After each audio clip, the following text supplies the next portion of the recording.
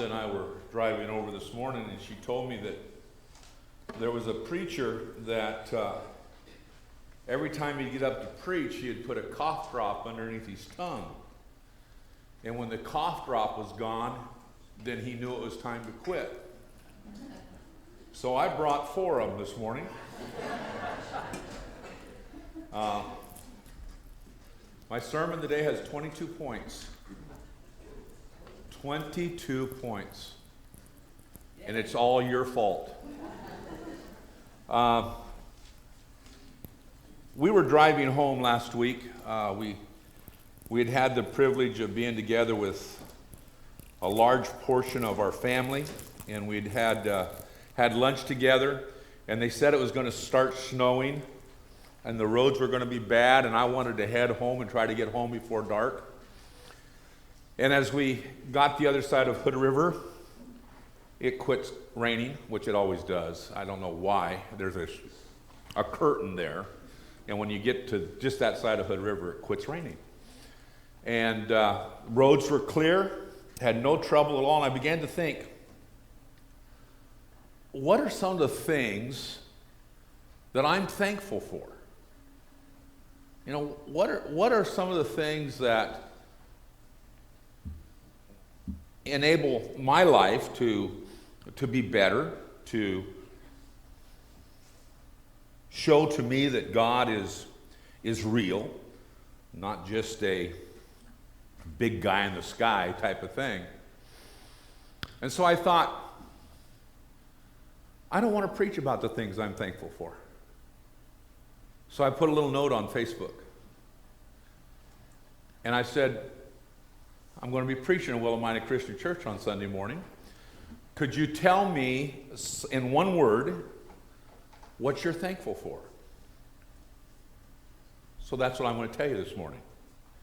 I'm going to tell you all the things that other people have told me they're thankful for. And it says 1Peter 5, but that would really be kind of an aberration if I was to say that I took this from 1Peter 5, except for the very last little bit. Peter says in verse 12, he says, by Silvanus, a faithful brother, as I regard him, I have written briefly to you, exhorting and declaring that this is the true grace of God. And he says, stand firm in it. She who is in Babylon, who is likewise chosen, sends your greetings, and so does Mark, my son. Greet one another with a kiss of love. Peace to all of you who are in Christ. Paul is telling them, or Peter is telling the people there at the end of the letter what he's thankful for. And he's thankful for them. And so I'm going to go through these, and they're going to come on the board and if on the screen. And so I want you to, pay attention. You might want to write these down. This may be one time you want to write a list. The first one being peace. And I thought about that a little bit. I look at the world and I think, this is anything but peaceful in the world in which we live. But we can, each one of us, have the privilege and the ability to have peace because of who Jesus Christ is and what he's done in our lives. So think about that. Think about the peace that you have in your life. The second thing was fellowship. I don't know about you guys, but I love, there's 2 reasons why I love potlucks. Because I get to try different food. But I also like potlucks because it's a time of fellowship. It's just a time to visit with each other. It's a time to get to know people a little bit better, to know what they like and what they dislike, to know what's important to them and what's not important to them. And I think it's important for us to spend time in fellowship. I'm thankful for fellowship. Reconciliation. I do not know why somebody sent that one. I don't know if they meant reconciliation with God. I don't know if they meant reconciliation with their neighbor. I don't know if they meant reconciliation with their children or their spouse or a co-worker. But reconciliation is something that we should be thankful for, something that, again, that we all have opportunity for. And it's probably something that all of us have needed at one time or another in our own lives. A relationship that's gone bad that we can reconcile and make it good again. A family member, a co-worker, whoever it is, reconciliation. But reconciliation, us to God, is probably the main one. And that was provided for us and through Jesus Christ himself. Life. I'm thankful for life. I know what the alternative is.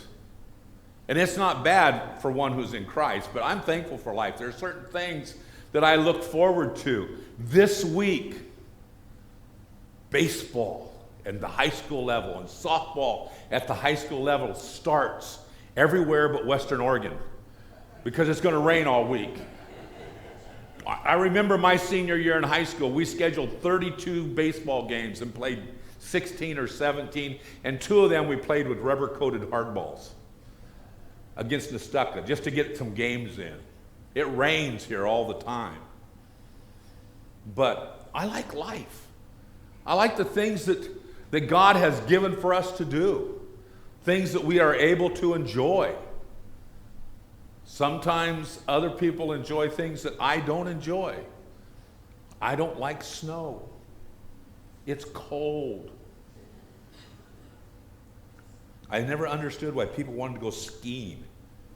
Unless, of course, they just wanted to sit around the fireplace and drink hot toddies or hot choco, whatever it is. Mercy. I'm thankful for mercy. This showed up more than once in the list. Mercy, something that we need given to us and something that we need to bestow upon others from time to time. But mercy. This one also showed up several times. Church family. You know, for some people, this is their only family. Understand that. Church is their only family.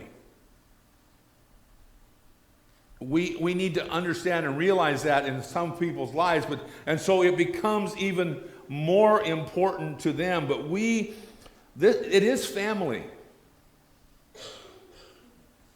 And we need to realize that. And we need to realize what comes with family. Well, as I've said before, family can hurt us worse than anybody else can. And that can happen in the church, unfortunately. That's why we need to have mercy and grace. But anyway, that's a whole other deal. Church family is very important. It's something that we need to be thankful for. And we really came to realize that during COVID. We really came to realize that. Truth. I know who gave me that one. I'm not getting any names on these. Truth. We live in a world where truth is a rare commodity.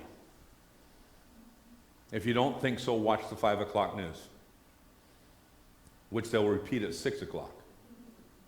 And they still won't get it right. And then they'll repeat it at 10 o'clock, and it won't be right again.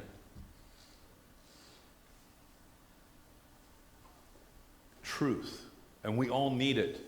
Sometimes we don't want it, but we need it. As my dad said to me last night, as I'm standing beside his bed, I'm worried about you. You weigh too much. Thanks, Dad. But truth. We all need to have truth given to us and told to us. And we need to have people who are willing to tell us the truth. The hardest thing sometimes to tell somebody is the truth. One more funny, it's when your wife says to you, men, honey, does this dress make me look fat? The answer is no. You're beautiful. I like the way you look. You may not want to wear it out in public. Truth. Sometimes truth can get us in trouble. Grace. I'm thankful for grace because I need it more than anybody else does. I need God's grace bestowed upon me. I need people around me to bestow their grace upon me. I need grace. I know who I am. Maybe better than anybody else, I know who I am. And I know I need grace. Without it, I am damned to eternal hell. So I need grace.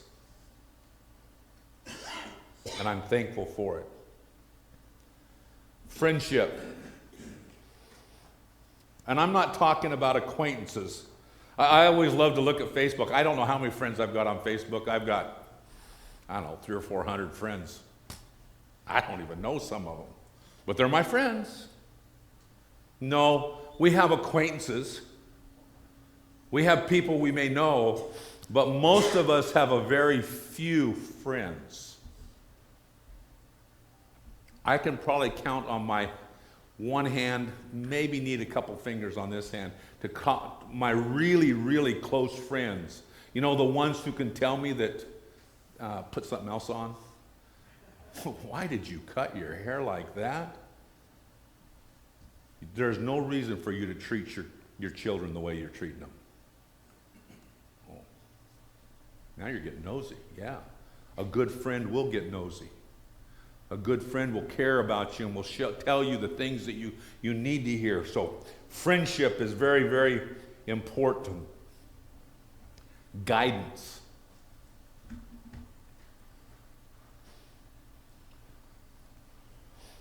The need for guidance in our lives doesn't stop when we move out of our houses with our parents. Okay? It doesn't stop then. Sometimes we forget that we need people around us. We need God to help us, to help guide our lives to go in the directions that it needs to go. We need people maybe to guide us in our finances. We maybe need somebody to guide us in our walk with God. We need guidance.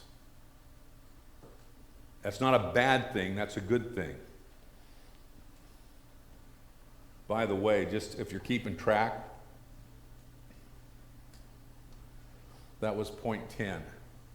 We've only got 12 to go. We're doing pretty good. See that? Yeah, we're doing pretty good. Worship. I love worship.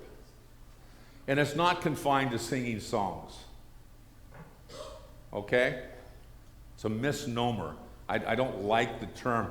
Our worship leader, and it's the guy that plays the guitar. And I like the guy that plays the guitar, okay? Not saying that. But if that's the only time you worship is in those 4 songs that we sang this morning, you're missing a whole bunch. You're missing a whole bunch. I was able to worship God on the way over here this morning, driving from Tillamook to here.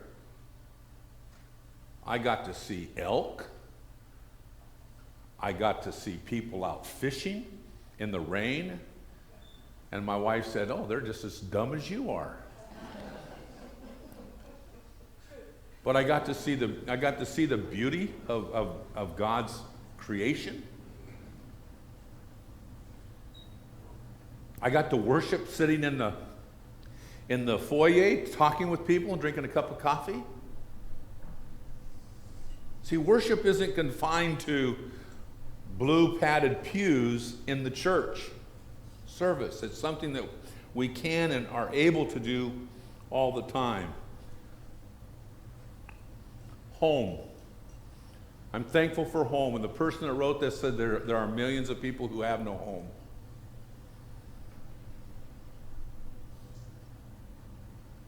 And not around the world, even here in America, in the richest country in the world. Home. And home has all sorts of memories for all of us. Some of us, our memories of home are not so good. That's honest. Some of us, our memories of home are like, can I just go back to the 70s again?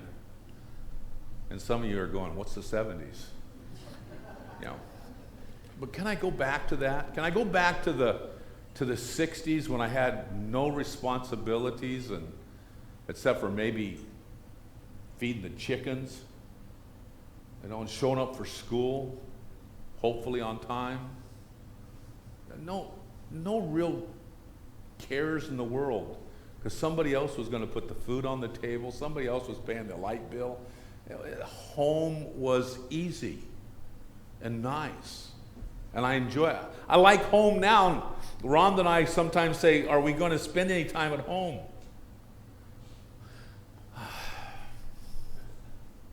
Not very much, but it's nice when we're there. This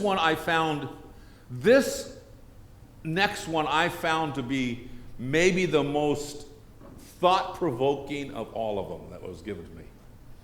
Trials. Thankful for trials. Huh? But the Apostle Paul and Peter, the Apostle Peter said that they were thankful for trials because it made them better and stronger. I have two nieces that are here this morning. Both of them play softball, and one of them pitches, and the other one, are you going to catch this year? Plays catcher. But the one who pitches has been lifting weights and doing things, going through the trial of lifting weights. The only weight I want to lift is a fork with something on it, But she's been doing that because it's helping her to be better. It's making her stronger. It's making her to be, she's going to be a better pitcher this year than she was last year because of going through the trial. And the other one's going to be a better catcher this year than she was last year because we're going to make her and put her through the trial. We're going to work on that. Trials make us to be better people. Trials make us to be better followers of Jesus Christ. Trials strengthen us. Earlier I said church family, and somebody else just wrote, and this was probably the most, this is the one thing I got more than anything else. Family. Family. And we begin sometimes to realize how important family is when we start to have some issues in our life. Isn't that right, Paul? Yeah. Then we find out family's really important. A lot more important than maybe it was at another time. But family is vital. I like to spend time with family. And maybe one of the best things for Rhonda and I in us coming to Willamina is that we have literally bonded better with some of the family that we have been kind of separated from because of where my ministry had taken us. Family is important. I need it. And I'm sure that when you stop and think about it, you need family also. Carl talked about prayer.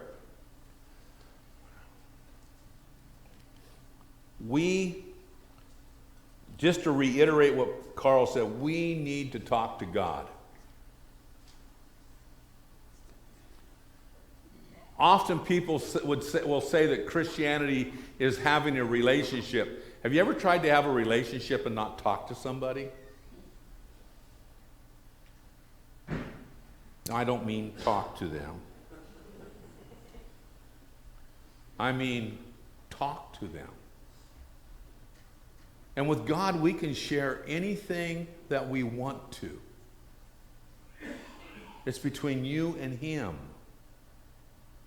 It's not with anybody else. It's just you and Him. You can have that conversation with Him any place and any time. You can have it in the middle of the night. You can have it driving down the road.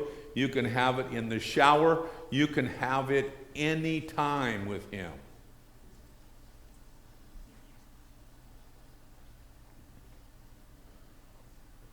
Wonder.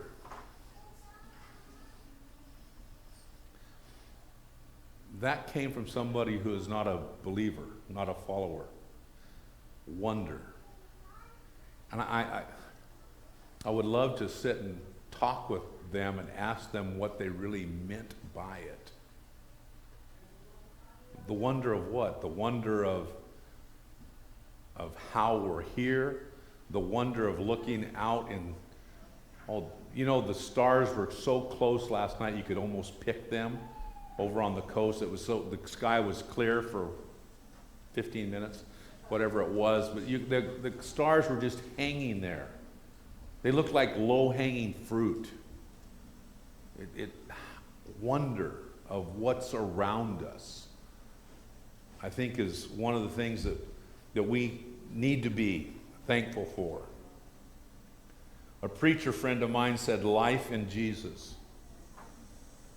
This is a preacher friend who is going through cancer treatment and has went through bone marrow transplant, and he says he life in Jesus Christ. This when he was a young man, he was adopted. And he was adopted, and his father that adopted him was a barkeeper. He owned a tavern. And he didn't learn about Jesus until he was a senior in high school. Now at 75 years old, he says one of the things that he is so thankful for is life in Jesus Christ.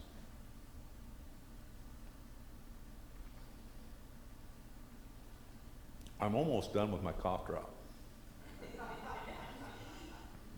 Love. I'm thankful for love, but love for some people scares them to death. It just scares them. Because they've never been loved in the way that you and I have been loved by Jesus Christ. He loves us no matter what. He loves us even when we do stupid stuff. And I do stupid stuff sometimes.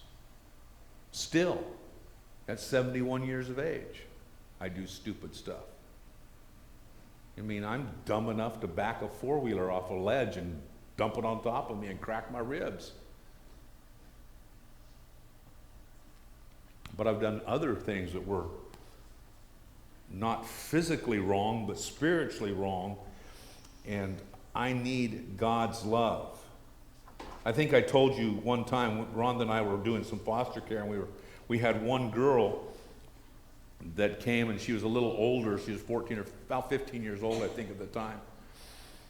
And when her birthday came and the family showed her love, she ran away the next day because she couldn't handle the fact that people would love her for who she was. Not for what she did, but for who she was. And that's the way that God loves us, and I appreciate that. The Bible. The Bible. Thankful for the Bible. Again, it's kind of like prayer. The Bible often can get put up on the shelf and it just sits there. And there's so much food in here. There's so much good stuff in the Bible. You want to read some great mysteries and some, if you like romance, hey, it's here. It's pretty explicit in here sometimes too,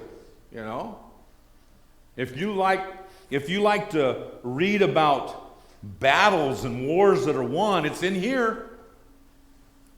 You can read about it.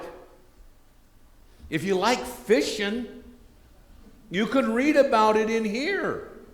If you like hunting, you can read about it in here. Wild game stew cost one man his inheritance. It's in the Bible.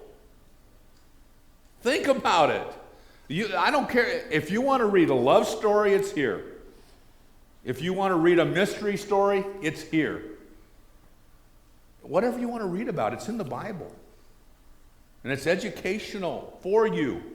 You learn things. You learn what our lives can be like. Now, this next one, though, let me tell you, this one,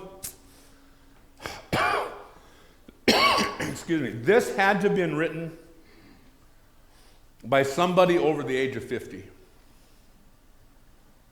It had to have been, because I know work.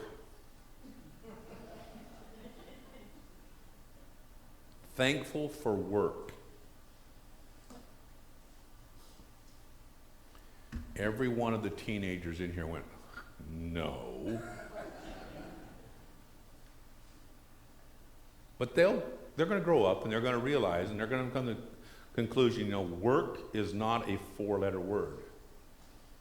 Work is a good word.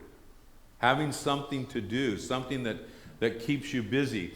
My dad is 96 years old. Yeah, his health is not what it was, but he worked in plywood mills and he worked in lumber mills. And I said, Dad, what are you going to do when you retire? He says, well, I'm going to find something to do. I'm going to keep busy. I said, well, why? He says, because I watched too many men who retired at the age of 65, went home, sat in the easy chair, and 6 months later, 9 months later, they were dead. I'll tell you what, he's making Social Security pay. He's getting every dime of that he can. He's making that retirement, that little bit of a retirement he got from the plywood union. He's getting all of it because he's found something to do. He's found work to do. And work is good for us. Work gives us self-esteem. Work gives us a feeling and that we need of self-worth. There's nothing like knowing. This is maybe one of the reasons why I like to go hunting when I was younger. Living at home. There's nothing like helping to provide for the family. And so when I went hunting and got something, when I went fishing and caught something, it was something that would end up on the dinner table. It was something that was helpful to the family. Work is good for us. We should not be afraid of it. I mean, Luke was telling us this morning he's got a full-time job now working for the forestry or fire for the tribe. Full-time. He's excited about that. So are we. That means that maybe he won't have to travel around as much and can stay put a little more. Forgiveness. How many of you have ever needed to be forgiven by somebody in your life? If you don't raise your hand, Barbara, they're lying. If they don't raise their hand, okay? We'll keep an eye on them. All of us have needed forgiveness from our friends, our family, from people around us. But we all have needed and do need forgiveness from God. And we need to be thankful for that. He is willing to forgive us. He is willing to make our rights wrong, our wrongs right. I almost said that the wrong way.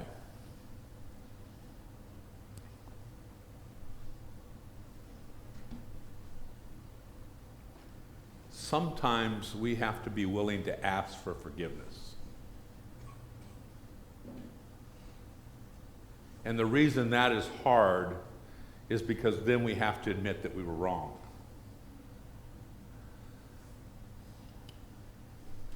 And I want you all to know, and I have a couple witnesses. Twice in the last week, my wife told me I was right. Twice. And I have witnesses.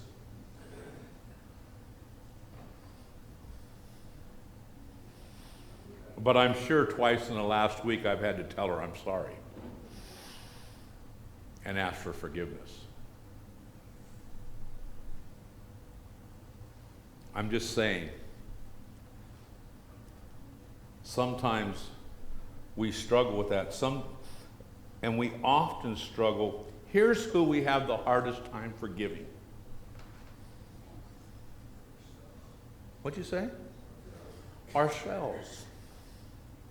We have this great ability to carry around something that we have been forgiven for and has been taken care of, that when we were, back there 4 decades ago.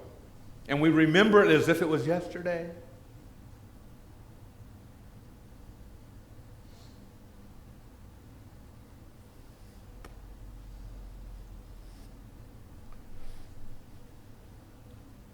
If God has forgiven you, forget it. Wipe it out. It's gone. It's over with. It doesn't exist anymore.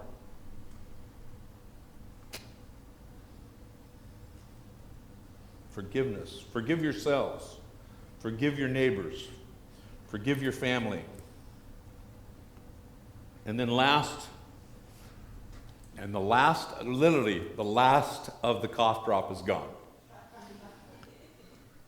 I might use that again. I am so thankful for Jesus Christ. I am so thankful for Jesus. I know what a mess I would be without him. I know what my life would be like without him. And so I'm so thankful for him. I'm so thankful that we're going to spend the next, in 4 weeks from today, 4 weeks from today, we're going to celebrate Easter. And it's 4 weeks from today. You know how I know? Because I'm going to be gone for the next 3 weeks, and that's the week I come back. So 4 weeks from today.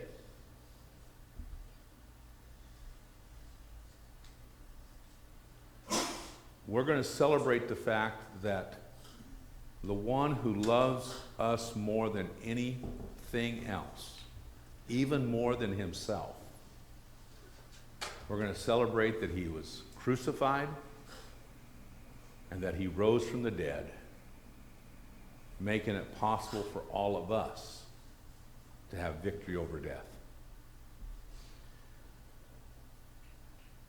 I'm thankful for Jesus. I hope you are too. I really do hope that you are. So to all of you who responded, thank you for writing my sermon.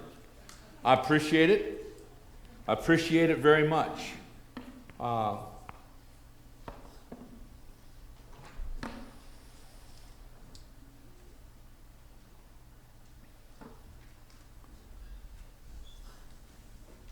One of the hardest things to do, at least for me in the ministry, is to come up and have a message for God's people that is important to them. Not just important to me, but important to each of you. Because, this morning there's 55, 60 people here. Think about that. I spoke for 30 minutes. That's 30 hours. Isn't that right? If 60 people, 30 minutes apiece, that would be 30 hours, wouldn't it? That's probably algebra.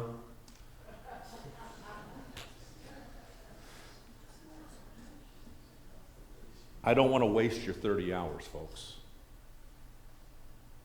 I don't want you to leave here thinking that, well, I came and I listened to him, but it didn't mean anything to me.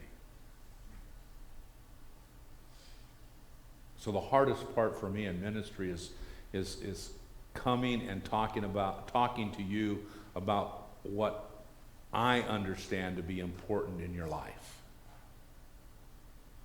And that's the difficult part. The talking's easy. Just if you don't believe so, just ask my family, they'll tell you. This morning, which one of those things have you not realized that you need to be thankful for? Or which one of those things are you most thankful for? Think about that. That's why I kind of said take time to write it down. This will be on YouTube this afternoon. If you didn't get it this morning, you didn't get the list, you can write them down this afternoon. They'll be on the YouTube channel. My one prayer is this. My one prayer is that Jesus is as important to you as he is to me.